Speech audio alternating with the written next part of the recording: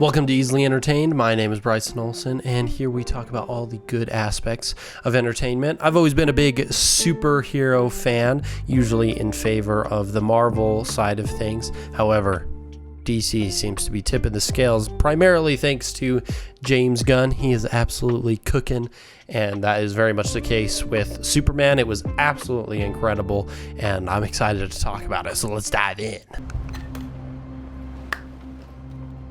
Ready? Let's do it, Cronkite. Superman. So one of my favorite things about Superman and this iteration, particularly of Clark Kent and the Superman alias, is that he feels like Superman. And that may not make a lot of sense because obviously there are a ton of different interpretations of Superman, but the typical Superman persona is Clark Kent. He's hopeful and kind and a people person and is there to inspire people and make them feel good and to save people and choose life over all else. It's not like Man of Steel or the Snyderverse Superman, which I actually think Henry Cavill was great. I like his visual as Superman. However, I do think the mood that they're going for as Superman was not as great, but I do love this current one that we have now received, played by David Corenswet. I think it really embodies Superman as a person. He is there to save people. He's there to help. He is there to make sure everyone can be free and do what they want. He's not an all-powerful god. He's a human above all else. He is a superpowered human, but it's that nature versus nurture type thing where he is a human. He wasn't raised on Krypton. He doesn't believe he's superior among these people. Like, he knows he's way more powerful than them, but that does not make him better than any of them. He still wants to just be himself and try and do good as he can and as he sees. And that causes him to make mistakes. You want a character like this who is very powerful to make mistakes and understand when he makes those mistakes that he's not perfect. And he owns up to them. There are moments in The Man of Steel where things happen and he kind of just goes away. Or in Batman v Superman or in Justice League. Like, he kind of is just like, meh. Like, it's not the same kind of feeling. You know, I want him to try and solve things in every way he can. Like, the term they have kind of used in the marketing and in the movie, and a lot of people have connected with it, is it's punk rock to be kind. It's not unmasculine to show kindness and to be a good person. You don't have, like, sure, Superman he's super buff. He's typically what a lot of men think when it comes to like a super masculine man. He's very strong. He has the defined muscles. He can have like a more serious face if he really chooses to, but like, he's a protector. He kind of serves that role, and a lot of people can connect with that in terms of masculinity. But that also does not mean his personality has to be that same kind of super strong and stoic. That's not what Superman is. He's a kind, loving soul. He loves Earth. He loves Lois Lane. He has an appreciation for all life. It is not a deep, brooding god who doesn't feel anything. It's not dark. That's what I love about it. And I like that the cinematography reflects that as well. Like, things are very bright and colorful and hopeful. And when things aren't, you tend to get a bit more of the composition where it fades out a little bit. It gets almost a little bit more grayscale. Like, not actually, because the movie is pretty much all in color. However, they use different elements to try and bring that mood down. When the Fortress of Solitude is ransacked and Clark makes it back, he is kind of distraught, and the surrounding area of ice and cold and calculating robots, it makes it feel more down rather than up. Or you have a moment at night where he's kind of like, ugh, Crypto's gone, I can't find him. And the dark part is to kind of allow those moments where he's like, ugh, this sucks, and it's a more dark tone, but not like as dark as like the Snyderverse. Like it's a down in the dumps type feeling, not the world sucks type of feeling. It really focuses on what Superman means to Clark Kent, not just what Superman means to the people, but what it means to himself. Clark Kent is Clark Kent above anything else. He not refers to himself, but he sees himself as Clark Kent, the human. If he could be just that, he would be fine with that. Superman is the alias. He doesn't think of himself as that big god like I was talking about. It is just that he is powerful and he hopes to serve people well with it. It's not like Batman, where Batman is the identity of the person and Bruce Wayne is more the alias. Like he really is Batman. He would devote everything, all his time, to being Batman. But Superman is the other way around. He wants to be human.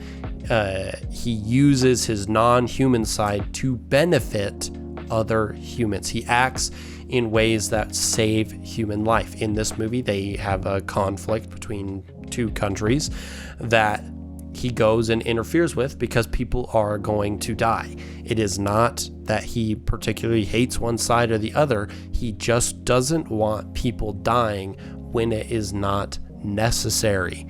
And like, he really doesn't even believe that people should be dying. Like, he is very much like trying to be that good feeling Superman. I think that's the best part about this movie, is that it really makes it feel like Superman. He is a superhuman, and that is what Superman needs to be. And I'm glad that that's how they've kicked off the new DCU.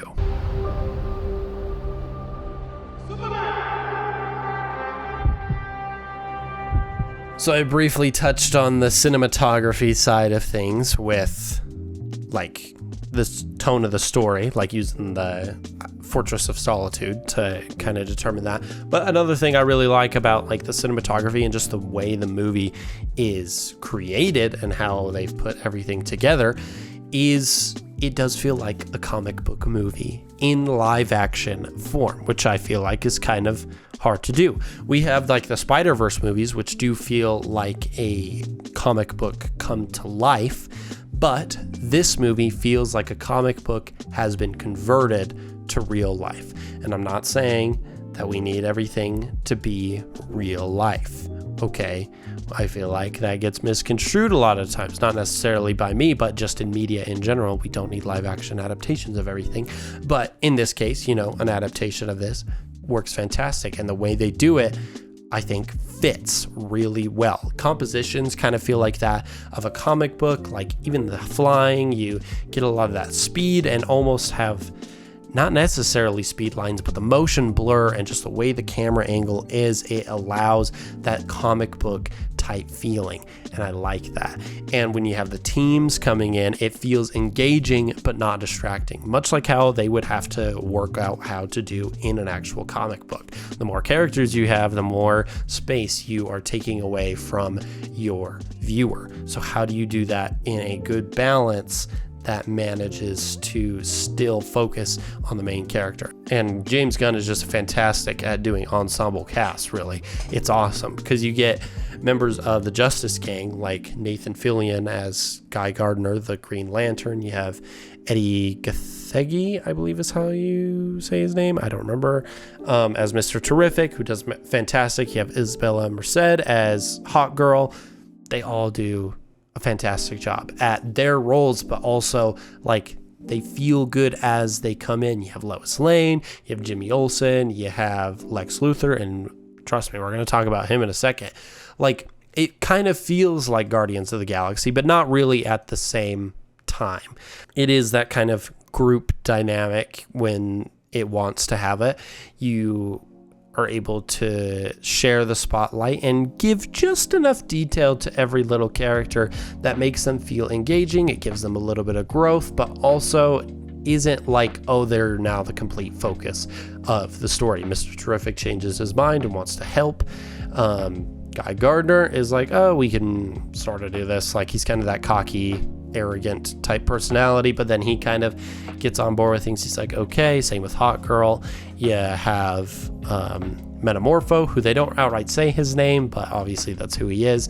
He has a little bit of growth, and you like get a little bit of information about him. It's fantastic, and it just allows you to connect with all of these characters without feeling super busy, both visually and from a storytelling standpoint. Sometimes you have an ensemble cast and you're like, there is too many main characters here. And obviously Superman is the main character in this one, but you have a lot of side characters, and sometimes that can be really hard to make it worth it. And I feel like this movie does a pretty solid job at doing it, and I like it. It's fantastic. But there's one character that really stands above all, and that's not going to be David Cornsweet as Superman. He does a fantastic job. Don't get me wrong. I really feel like he embodies Superman, not just like in the acting sense, but I feel like in the behind the scenes, like he feels like a great person, and he kind of embodies that Superman persona. He's doing a fantastic job. Okay. But I do think one character slightly beats him, and that's Nicholas Hoult as Lex Luthor. Because, oh my goodness, he does such a good job. He's so connivingly evil. Like, he embodies the jealousy that Lex Luthor feels. He's worked his whole life to try and be this peak human form, be this best person, and then Superman comes along and he is a pretty amazing person and he's doing good with it, and Lex Luthor just hates that. He has so much jealousy for him, and you feel it in every scene that Lex Luthor is in, and it's so good. Whether it's like the fight scenes where he's like commanding how to do little things, or when he faces against Superman, like about the dog thing, and he's just like, oh, I don't know what you're talking about. That sucks that you lost your dog. And it's just like playing the victim. That, oh, it just, he's the character, he's the villain that makes you grind your teeth and clench your fists. Like, you hate him so much. Like, you don't hate the performance, like he's doing a fantastic job, but it's like you love to hate him.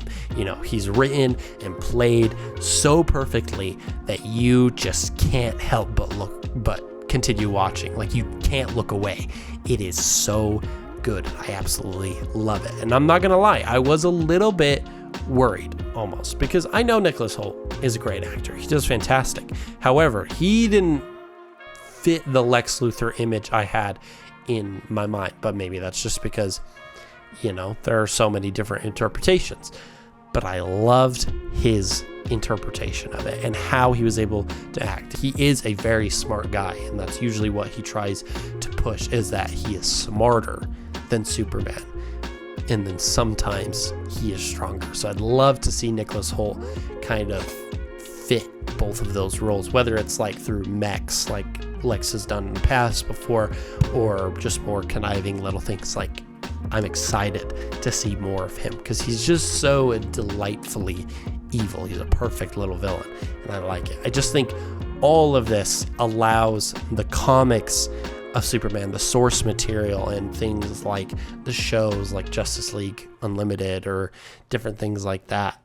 Like, it just brings it all into the real world, and I think that's fantastic. So you know he's Clark Kent. Why does he trust everyone? He doesn't. Just us, because we are also of the cloth. So now that we've gotten basically our first movie of the DCU, because we'll talk about that in a second, I think they're on a amazing pathway already. They've kicked it off with a banger.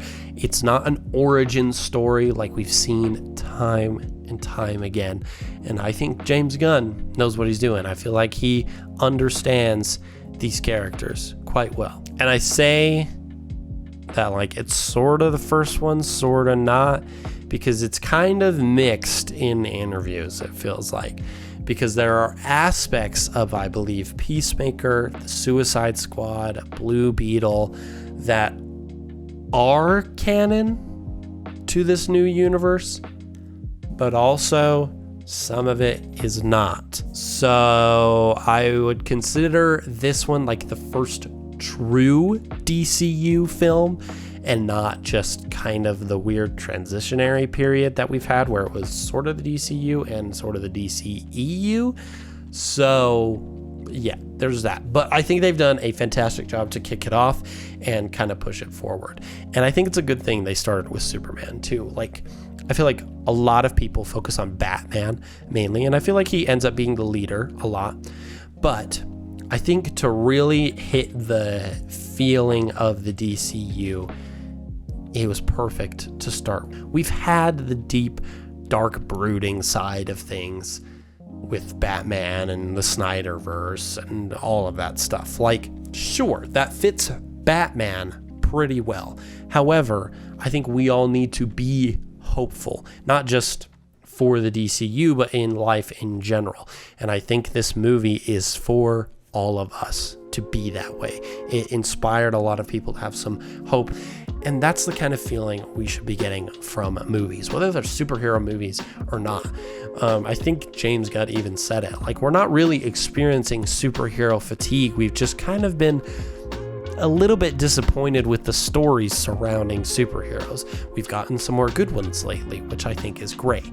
So I'd like to see him push it even further. Like, it doesn't just have to be formulaic. We can have a lot of really engaging stories as well. And I want to see more of it. And trust me, they're going for it. Because you see like Easter eggs in Superman. Like, there's a little freeway sign to Gotham. Like, obviously they're gonna bring in Batman at some point. I believe it's gonna be like Batman, the Brave and the Bold, which I think would be really interesting. I did hear that it might not be Robert Pattinson's Batman, so they may have like two little universes going on, which I don't hugely love if that's actually how it's gonna go. Like, I think the Batman that we've seen with Robert Pattinson, I actually think it would be really fascinating to see him and David Corenswet's Superman interact with each other. But anyways, no matter however that goes, we know Lanterns is going to come up. We have another season of Peacemaker, which I do believe is going to be canon. You have Creature Commandos, you have a whole bunch of different stuff. And so I'm excited to see where all that stuff's going to go. You have Supergirl coming out next year. We got a tease of Supergirl, of Kara in the Superman movie, I think is great. You have the Justice Gang, which is owned by Max Lord, so we'll get to see a little bit of him, who's played by Sean Gunn, and I think that's very funny. I like James Gunn, how he sneaks him in to all his projects. I think that's always a good time. I kind of like that are like trying to set up almost the Justice League. Like, obviously you have the Justice Gang, but the Justice League you can kind of see start to form. Like, it almost feels like the Justice League Unlimited show. Like, they're trying to set up like we're going to have a ton of different people, and that I think will be awesome to see, to just get all those different metahumans going. And I like that they even established it. Metahumans already exist in this world. They've taken some canon events from previous movies. Like, it's not starting from the bare beginning like the MCU did. Like, it already kind of feels like an established universe. Superman's been active for a few years. Metahumans have been around for quite a while. It is not just, Superman's the first one to reveal himself. Like, there is a lot more to it, and I think that's really good that we can see that in this movie. So I really am just excited to see where they take it all. We're just going to have some interesting stories. It's not going to be like Marvel, where all the projects kind of feel the same. Like, they're going to have a sort of horror film with Clayface. You're going to have Supergirl, which is probably going to feel a little bit more like Superman, but obviously a little bit different. You'll have Lanterns, you'll have Batman. It just can go so many different ways, and I'm excited to see how they switch it up. Like, I like that they're doing the DC thing and not trying to be like the MCU. I think that's fantastic. So I'm excited to see where it goes. You know, the gun doesn't jam, as they say. But let's talk about our rating for Superman. And I'm kind of on the fence between Quotable and Go 2. If you didn't know our easily entertained rating scale from least to best, we don't do 1 through 10 around here. It is garbage, once is fine, right mood, quotable, go to, and all day, every day. And I can't really decide because I've only seen Superman once, and it's not the most amazing, mind-changing movie out there. However, it is pretty good. So I'm kind of thinking like right between Quotable and Go To. And since it is talking about Quotable, I gotta talk about the funny quote that everyone keeps talking about that comes from a character that not a lot of people were very adverse to. Is that the right term? They're not aware of. That might be a little bit better term, and that's Mr. Terrific. And it's obviously his quote, like when he comes in at the very end, he's like, I'm Mr. Terrific, god damn it. And that I just find hilarious, and I think as I see it more, I'll remember more quotes from the movie, but that was obviously the one that has stuck in my head, and I've been seeing a lot more people mention, so I just think that's pretty good. So I'll put it at Quotable for now. It might go up because I've only seen it the once. If you have a different rating, let me know down in the comments. I'd love to know your thoughts. But that is it for this episode of Easily Entertained. If you enjoyed, please leave a like and a subscribe. Please, so you can be notified of all new episodes when they release every Tuesday. It's always a great time. And if you have any suggestions for movies or TV shows or video games or anything media entertainment related, comment down below. I'd love to have some more ideas of what I could talk about in the future. So yeah, but that is it for this episode of Easily Entertained. Until next time, bye.